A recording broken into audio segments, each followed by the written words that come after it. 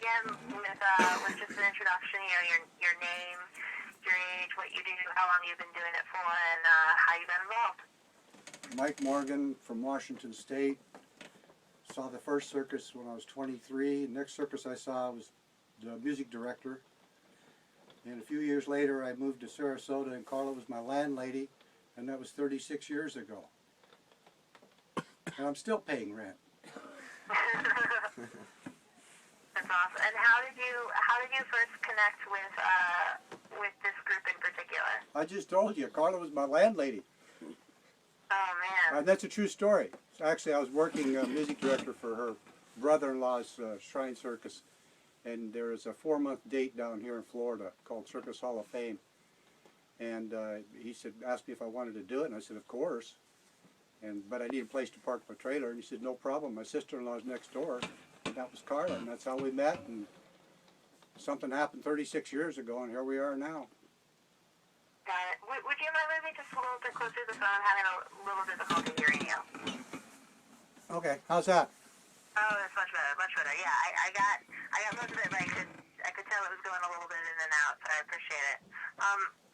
So how has the community, both in terms of performing and just general life, changed since you first arrived in to now? Because you seem like you've seen it all. Uh-oh, careful. The biggest problem is that out here, when I first came down, you had to drive down the middle of the road because the brush was growing over the road. And now it's a 4-lane road, and the city's grown in, and it's, you know, being out in the country feel is gone. And that was a lot nicer. You could have the barbecues and stuff, and now the city's moving in and choking things as they used to be. Got it.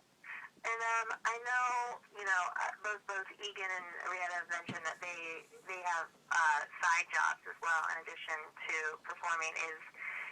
Do you have secondary jobs as well, or are you all circus performing all the time? I'm down for 2 weeks from Seattle. I work in my brother's store in Seattle during the winter. Run his warehouse. So what's the division of time usually between, you know, Seattle and Sarasota? Well, we start our season, Carla and I, in the middle of March, and we get back about the middle of November. Then I'll take about a week to tie things up, and I got to drive out to Seattle, do that work, and I'm back here by the middle of March, so we can start again. Got it. And what would you say are the biggest challenges in the work that you do from day to day? It's economical. The business is a lot tougher now as far as economy goes, because we're dependent on the consumer, and the consumer doesn't have what they used to 20 years ago, and expenses are higher. It's just like any other business, you know. And age is it's a little harder to drive a stake by hand anymore too. Great. And then are you what's your relationship status? Are you having to, does anyone worry about you dividing your time between the different places? Could you repeat the question, please? Yeah, sure. I was just curious what your relationship status is. You mean with Carla and I? With the bigger family. Oh, with Carla and I? No, I mean, Carla's what you call old school. You do what you have to do to keep the show going. The show must go on. And she understands that financially I have to go out there and work out there. And I understand she has to stay down here and take care of her stuff. It's a strain, but it's something we both understand that has to be done. Got it. So it's nothing new. It's what you've been doing for a while then. I get it. Got it. Yeah. Cool. What would you be doing if you weren't doing this? Would you be working in the store full time, or have you ever thought about, you know, in the years that you've been here, a different career? No, I got my degree to be a music teacher, but I couldn't. I just wasn't ready to stay in the classroom, and then I ended up with the circus, and I just really liked it, and I enjoyed the travel, met the wonderful people, and stayed with it. That's awesome. So you mentioned the travel. What are some of your favorite places to perform? Oh, we've had such good luck in performing through the Caribbean islands and Bermuda and around. The country's beautiful. It's just absolutely beautiful. And everything is just from the desert to the mountains. I can't pick one spot that I prefer. Got it. And beyond the geography of like different places, like what sort of venues normally hire you guys? Like in terms of like, are we talking mostly, you know, private individuals, amusement parks, you know, lake communities? Well, what Carla and I designed our program for was fairs and festivals.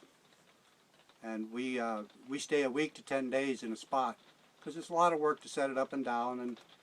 And Carla went through the gamut of one-day stands. Well, I did too before I got into the aerial work when I was just doing music. And that's a hard way to go. So when we got together and decided to do our own show, we went for the fairs and festivals route. Got it. And I'm still kind of new to the idea of, you know, everyone having a few different shows. You know, I know when I was speaking to Rick earlier, he was mentioning that sometimes you all perform together, sometimes, you know, everyone performs as individuals in different configurations of groups and troops and whatnot. Is there ever any sort of competition among the community as a whole within Sarasota with, like, you know, so many troops competing for the same limited amount of bookings? Not as far as Carla and I are concerned, and I couldn't speak to any of the others. We kind of work in a unique forum where we're not going to be in competition with other members of the immediate family, although we will vie for dates that other circus people will be bidding on. But our venue is mostly up in Michigan, and the Michigan dates up there, the family don't conflict with what we do. Got it. Yeah, like I said, I'm very new to this world, so that's one of the reasons I wanted to talk to you guys. Well, you should come down and spend a little time and learn how to walk the wire, so you really understand what's going on and get the rush. It's all adrenaline, and you'll just have your eyes open to reality, a real reality. See, so you need to come down here. I can imagine. So by walking the wire, you mean try falling off the wire, because that's what I feel I'd be really good at. No. We could have you walking the wire in 10 minutes. You start at 2 feet or 3 feet up, and once you learn to balance, you walk a little bit, then you get a raise. Well, there you go. Up to 5-foot wire. Well, I always have been looking for a backup career, so there you go.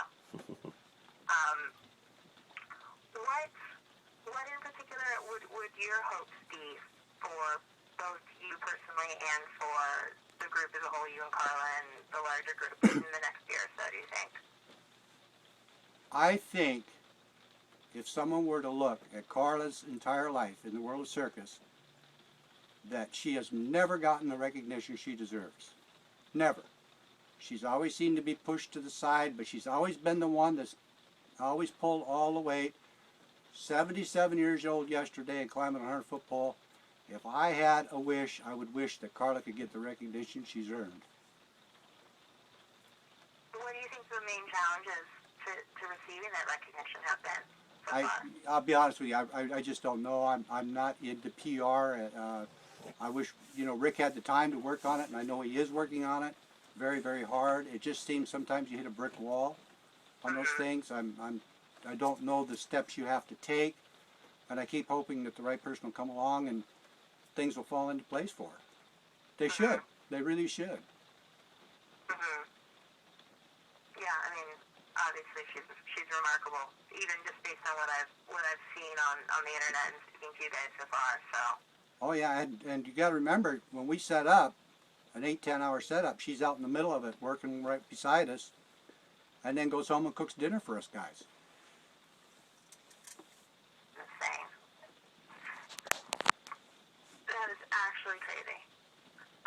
Well, I feel like I have a good sense of your background. Is there anything else that you wanted to add that I haven't asked about, or something that, you know, I should have asked about that I didn't? Oh, I don't think so. I think you've really covered it pretty well. It's a fascinating life. Again, I invite you to come down and just learn to walk the wire. You'd really have a better concept of what's going on. So Well, thank you that's for awesome. Yeah. thank you for having me. I I appreciate really it. appreciate it. Sounds like such a unique lifestyle. Very much so. Awesome.